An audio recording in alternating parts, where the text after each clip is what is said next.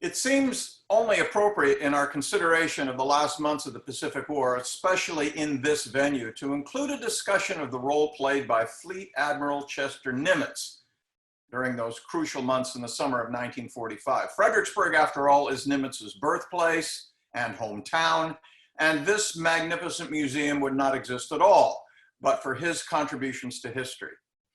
But before talking about Nimitz's specific role in the closing days of the war, let me make a few observations about the man himself and the unique position he occupied in the Pacific War. As theater commander, we have to remember Nimitz was subordinate to the strategic decision makers like Roosevelt and Churchill, or even Marshall and King, even as he supervised the operational commanders like Spruance and Halsey. In that respect, he was a kind of middleman. He advised the strategic planners about operational realities, and then he translated their directives into orders for the fleet commanders. This, of course, is the essence of a senior officer's duties. What makes him effective or not is less a product of determination or grit or even hard work, but of temperament. And more about that in a minute. And of course, Nimitz also had to deal with a particularly difficult peer in Douglas MacArthur. MacArthur was hugely senior to Nimitz in date of rank. Back in the 1930s, when MacArthur was chief of staff, Nimitz had been a mere Navy captain. It was almost intolerable to MacArthur that they were now peers. This divided command in the Pacific was controversial then and remains so today. Let me pause here just for a moment to ask a question of the audience. Some, including MacArthur himself, insisted that it was a violation of the principles of war to divide command in the face of an enemy. But FDR did it anyway. And so what I want to ask is, what do you think? Was this a good idea or not? I'll pause here for a few seconds if you want to type in your thoughts about this. For Nimitz, dealing with both King and MacArthur called for nuanced and even delicate personal protocols. Here is where temperament, more than almost any other personal characteristic, was critical. And it was his temperament that defined Nimitz as theater commander. That was as true during the final months of the war as it was in the tense days of the Coral Sea and Midway. Even as a midshipman, Nimitz's academy classmates characterized him as calm and steady going. And decades later, a fellow admiral used almost identical language to describe him as the calm, collected type that never showed stress or strain. A kind of naval stoic, Nimitz did not panic in tense moments or betray anxiety about ongoing events. If he was worried, he didn't let it show. When he was really upset, his most confrontational remark was, "Now see here." Another aspect of his command temperament was an acute political sensitivity.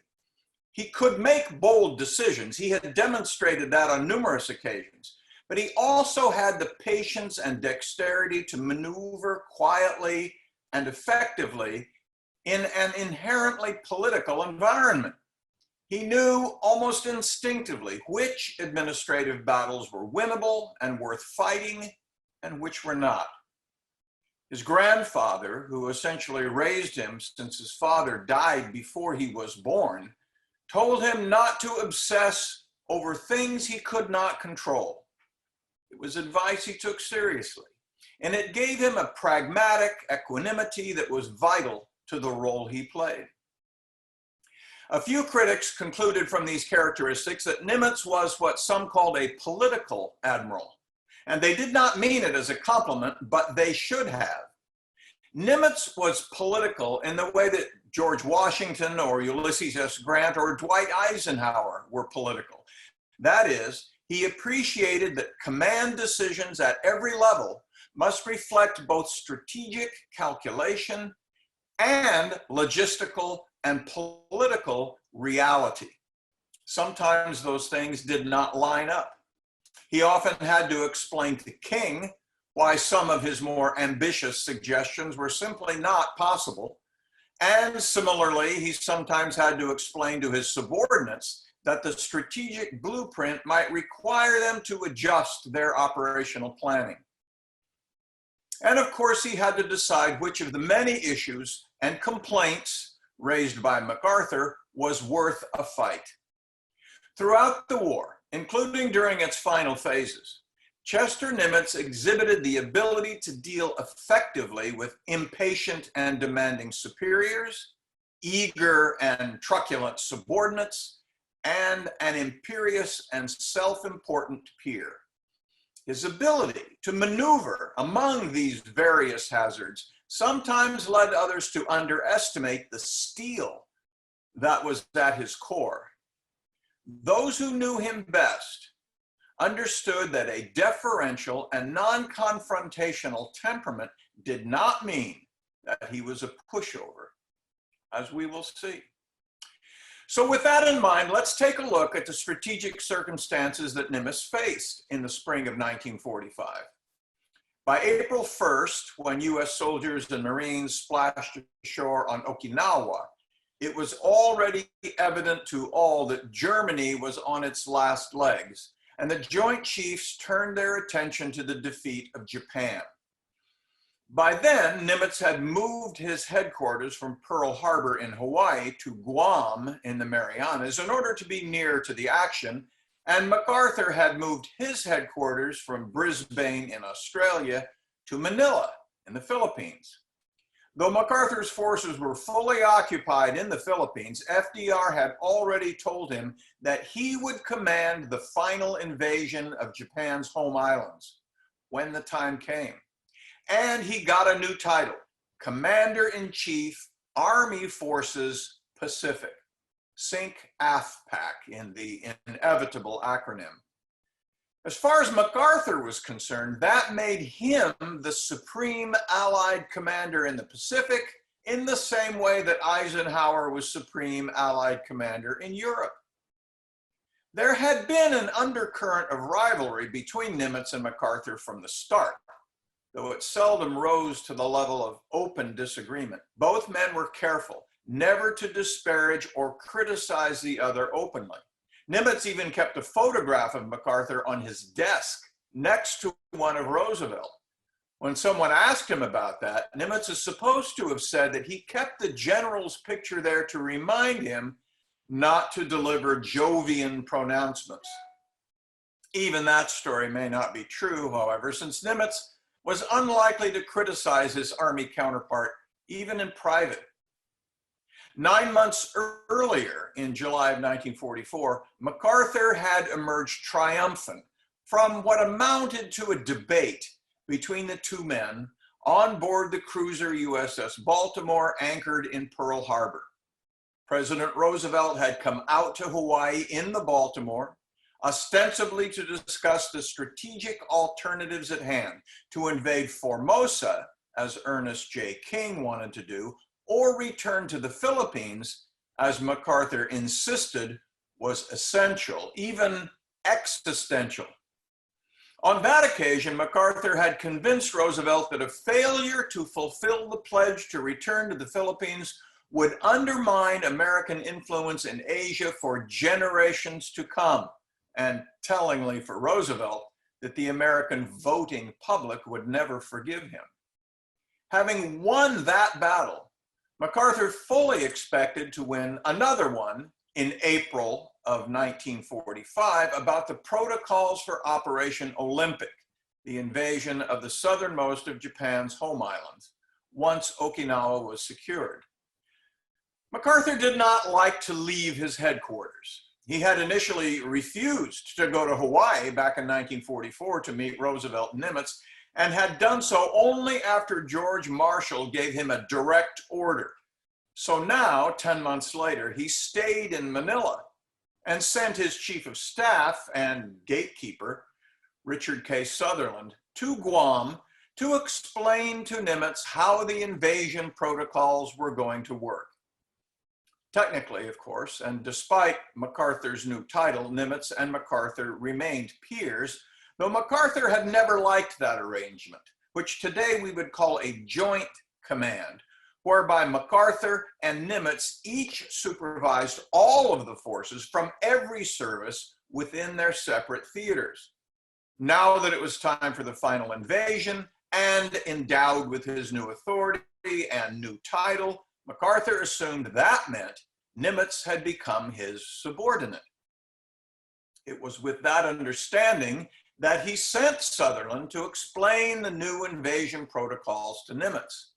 Sutherland told Nimitz that MacArthur would now assume command over all Army forces throughout the Pacific, including those previously under Nimitz's command. Army soldiers, Sutherland informed Nimitz, would no longer serve under the direction of a Navy admiral. In return, Nimitz could assume authority over Navy ships in the Southwest Pacific, and that would restore the bright line between the services that MacArthur had always favored. Nimitz listened carefully, as he always did, and he was polite, as usual. But then he quietly explained to Sutherland in his calm voice that no, that was not what was going to happen. He, Nimitz, would retain command of the forces in his theater, including the Army soldiers then occupying Saipan, Guam, Tinian, Iwo Jima, and elsewhere. The Okinawa campaign was still ongoing, and once the island was secure, Nimitz said MacArthur could use it as a base for the invasion of Kyushu, but otherwise command protocols would remain in place. A somewhat stunned Sutherland left Guam empty-handed, and Nimitz reported to King in Washington that MacArthur's team was apparently not prepared for the discussion. To his wife that night, Nimitz confessed that it had been a very tough day. As Nimitz must have suspected, the conversation was not over. MacArthur very likely assumed he had made the mistake of sending a boy to do a man's job. He would have to explain things to Nimitz himself.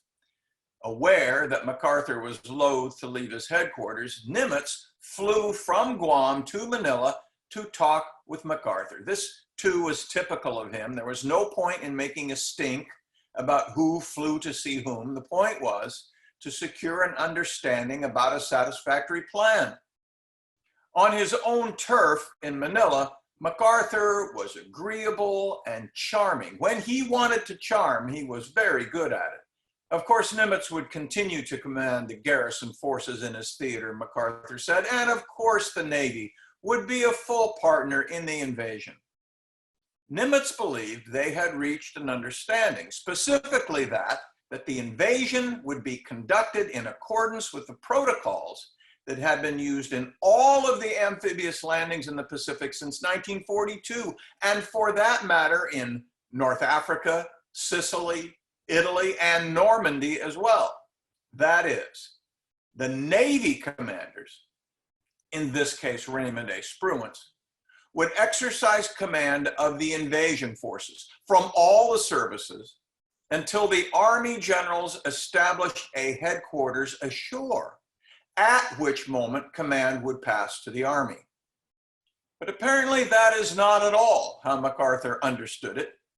When Nimitz sent him a copy of those protocols in July, MacArthur fired back a radio message quoting the offending passage and then adding that this arrangement is not concurred in. That's military language for no. To MacArthur, the notion that a Navy admiral would be in charge of an Army invasion was absurd. Of course, no message of MacArthur's would be complete without the personal pronoun, and so to punctuate his objection, MacArthur dropped the passive voice and wrote this, quote, "I will accompany the troops and I will exercise at all times," those words underlined, "the command responsibility." We can almost imagine Nimitz sighing, but his response is illuminating.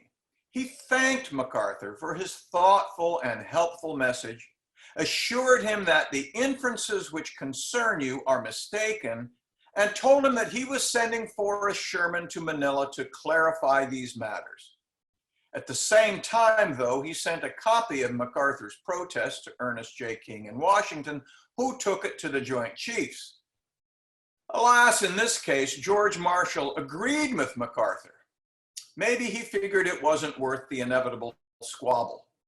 So King drafted what he thought was a compromise and sent it to Nimitz for comment. It was mostly a surrender to MacArthur and to the Army. According to the new protocol, Nimitz would consult with MacArthur to find a way to transfer responsibility for and control of all Army and Air Force units in MacArthur's command, and to do so no later than August 1st, which of course was well in advance of any possible landing in Kyushu. That meant that MacArthur would be in charge of the movement of Army troops and the unloading of facilities. Nimitz would be responsible for the defense of Okinawa, and to fulfill that function, MacArthur could assign him temporarily whatever Army forces might be required from time to time. It was probably just as well that these arrangements never had to stand the proof of execution. As July turned into August, Nimitz and his staff continued detailed planning for the invasion of Kyushu, now employing the new command protocols, and they continued to do so right up through the second week of August. Nimitz knew about the bomb, of course. He had learned about it in February by special messenger, but he hoped it would not have to be used. Eddie Layton, in his post-war memoir, claimed that Nimitz told him that using the atomic bomb in a Japanese city would be indecent. That, according to Layton, was the word Nimitz had used, indecent. What Nimitz hoped would happen, and sometimes believed would happen, is that a steadily tightening naval blockade, affected by American submarines, as well as continued bombing of Japan's cities, would compel a surrender without an invasion of Honshu or an atomic bomb. Layton argued back. Part of Nimitz's command temperament was that he welcomed pushback from his staff members. Layton argued that because the Japanese believed that surrender constituted the abandonment of honor, they would not accept capitulation without some otherworldly, even mystical force, a force like the atomic bomb. Nimitz didn't argue with him, but he remained unhappy about it. According to Layton, he walked over to the window in his office and looked out, saying, "I guess I was born too late." Here's another opportunity for you to put your oar in the water. Do you think Japan could have been defeated, could have been compelled to surrender by maintaining the naval blockade, especially with submarines, and conventional aerial bombing without an invasion? I'll pause here again to let you share your thoughts about this, then I'll give some views of my own. If an effective blockade was the alternative to the bomb, the weapon that would execute it was the submarine. And Nimitz was an old submarine hand. In fact, his son Chet also served in Pacific submarines. From the beginning, Nimitz tried hard to ensure that American subs were used primarily to attack Japanese supply lines, especially tankers. He often had to fend off requests by others, including King and MacArthur, to use them for other purposes.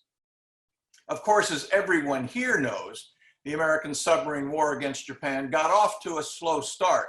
The reasons are well known: too few boats, too few torpedoes, and the scandalous flaws in the Mark 14 torpedo itself.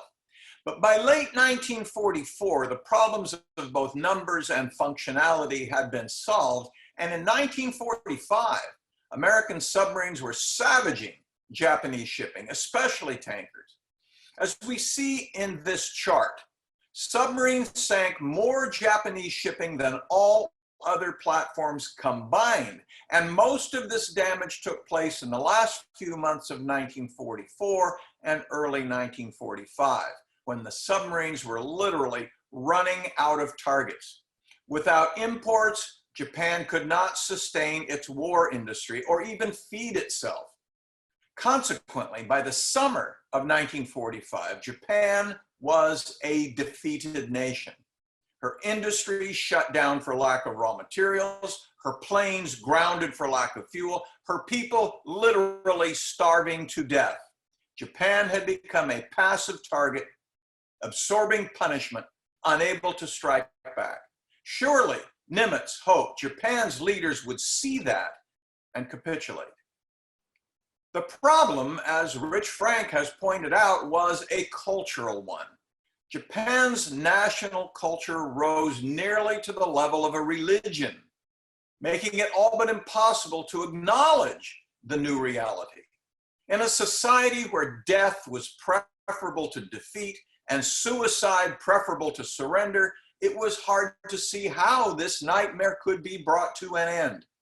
That was a dilemma for the Japanese, of course, but it was also a dilemma for the Allies, who wondered if the Japanese refusal to surrender would make it necessary to kill millions of civilians in the Japanese homeland.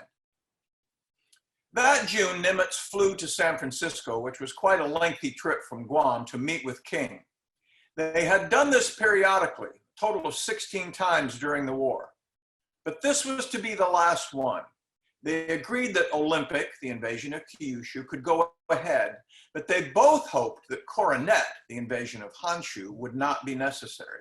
And Nimitz also hoped that the atomic bomb would not be needed. Even after he learned of the successful test of the bomb in mid-July, he continued to hope that its use would not be necessary. Staff members noticed an uncharacteristic impatience in him as the Japanese stubbornly refused to accept reality and surrender. For their part, the Japanese High Command continued to believe that there was still hope. Total victory might be out of reach, but they told each other it was still possible to reach a compromise settlement in which Japan retained not only its identity and its sovereignty, but even some of its conquests. It was a fantasy world of wishful thinking. And part of that wishful thinking was the idea that Stalin would be willing to mediate. What the Japanese did not know was that Stalin had already agreed to enter the war against Japan 3 months after the German surrender. Since the Germans surrendered on May 7th, that clock was already ticking. When FDR pried that agreement out of Stalin, apparently looking at this photo by jollying him into it, Russian assistance had seemed essential. After all, in addition to Japanese armies in the home islands, there were 1.7 million Japanese soldiers on the mainland of Asia, 3 times as many as US soldiers and Marines had faced in all of the Pacific Islands combined. Thus, in February, having a Red Army assume that task seemed essential. But by July, the American outlook had changed. King now decided that, in his opinion, Russian assistance, while helpful, was not essential after all. August came, and as Rich has discussed, the bombs were used, the Russians invaded Manchuria, as promised, and these blows led the emperor to tell his cabinet they must endure the unendurable and accept the Potsdam Ultimatum. When, after some last-minute nervousness, they did, and Leighton came in to tell Nimitz the news, the admiral was no more demonstrative on this occasion than he had been when he received any other news, good or bad, throughout the war. As Leighton recalled it, he merely smiled, as if he'd known all along this was going to happen, which in a way he had. Nimitz participated in the surrender ceremony, of course, and a very few junior officers left some insights of him at that event. One of them was Lieutenant Hal Lamar, Nimitz's loyal aide, who, except for an 8-month period in 1942, had been with him throughout the war. Here's a photo of Lamar sitting behind Nimitz's shoulder, his usual spot, while the admiral's dog, Makalapa, whom Nimitz called Mac, is in his usual position at Nimitz's feet. In a post-war memoir, Lamar revealed that Nimitz had wanted to hold the ceremony on board his flagship, the South Dakota, and that it was Truman, who was, of course, from Missouri, who suggested that it be held on the Missouri, which was Halsey's flagship. That's why Halsey ended up as the host of the event, with Nimitz as his guest. MacArthur, of course, would preside, and Nimitz ordered a team of Seabees and yard workers to prepare a specially designed and fitted out flag barge painted in Army red and black to carry him to the Missouri. MacArthur took one look at it and dismissed it as too small. He declared that nothing smaller than a destroyer would do. MacArthur also insisted that when he boarded the Missouri, it was to fly his red 5-star flag at the main. Well, that was contrary to Navy policy, and Lamar asked Nimitz what he should do about it. Nimitz, perhaps mischievously, told Lamar to figure it out. In the end, the Missouri flew a red 5-star flag alongside a blue 5-star flag, and no one complained. Another young witness to Nimitz's role at this ceremony was Ensign Henry A. Walker. Walker was the son of Sandy and Una Walker, friends of Nimitz on Oahu, who owned 2 houses there, one of them on the north shore of the island, where Nimitz used to go to escape the chaos of the office on Makalapa Hill. And when he was there, Nimitz frequently went boating and fishing with young Henry. Once he was old enough, Henry joined the Navy, went through officer training, and in 1945, he was a crew member on the Missouri. Nimitz knew that and took the trouble to ensure that his former fishing buddy had a ringside seat, even inviting him to flag quarters. When Walker entered that exalted realm, Nimitz was the only other person in the room. But Walker didn't even have a chance to say hello before Halsey walked in, and Ensign Walker watched as the 2 5-star admirals shook hands. Then MacArthur walked in. By prior agreement, all 3 men wore open-collar khaki uniforms. It was MacArthur's idea that they should accept the surrender in the uniforms they had fought in. Walker was therefore the only witness as MacArthur walked up to Nimitz, grasped the proffered hand, and said simply, "Chester." Then, holding Nimitz's right hand, he reached over with his left to grab Halsey's hand and put it on top. "My friends and comrades," he said, "this is the day toward which we have been looking for a long time." The 3 of them stood there like that in a tableau, unmoving for what seemed to Walker like a long time. It was Halsey who finally broke the spell. As the host, he disengaged himself and led the other 2 toward his flag cabin. As Nimitz followed him, he passed Walker, who was still standing there, and spoke to him. "Henry," he said, "I'm glad to see you." Then he stopped and looked closer. "Henry, where are your collar bars?"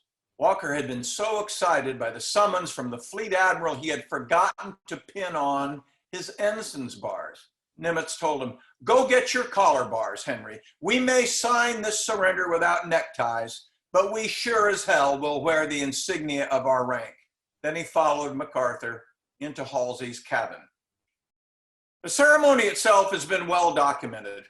At precisely 9 o'clock, Mamoru Shigemitsu, Japan's foreign minister, climbed the ladder to the Missouri's deck, doing so gingerly due to the wooden prosthesis on his left leg.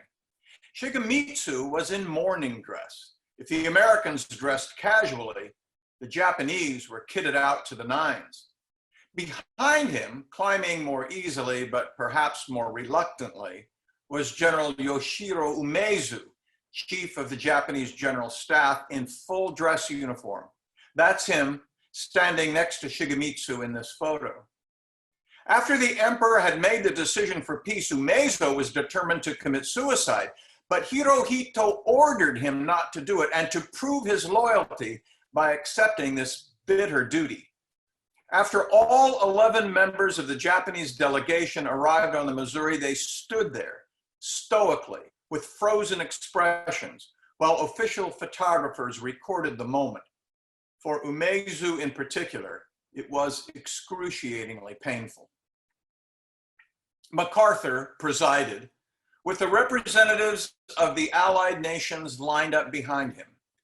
They were a bit better dressed than the Americans. The British Admiral, Bruce Fraser, stood out in his white shorts and knee socks, as did the Russian representative in the dark uniform next to him. MacArthur made clear this was not a parley or a discussion. The issues, he declared, had been resolved on the battlefield and were no longer open for discussion. He then called upon the Japanese representatives to sign the instrument of surrender at the places indicated. Shigemitsu went first, limping up to the table and sitting down to sign his name in Japanese kanji characters before returning to his place. Then one by one, the other Japanese delegates followed suit. After that, MacArthur fixed his own signature, followed by Nimitz, and then by all the other Allied representatives. When it was done, MacArthur stepped back to the microphone and, speaking slowly, solemnly announced, "Let us pray that peace be now restored to the world and that God will preserve it always. These proceedings are closed." One last note about Nimitz.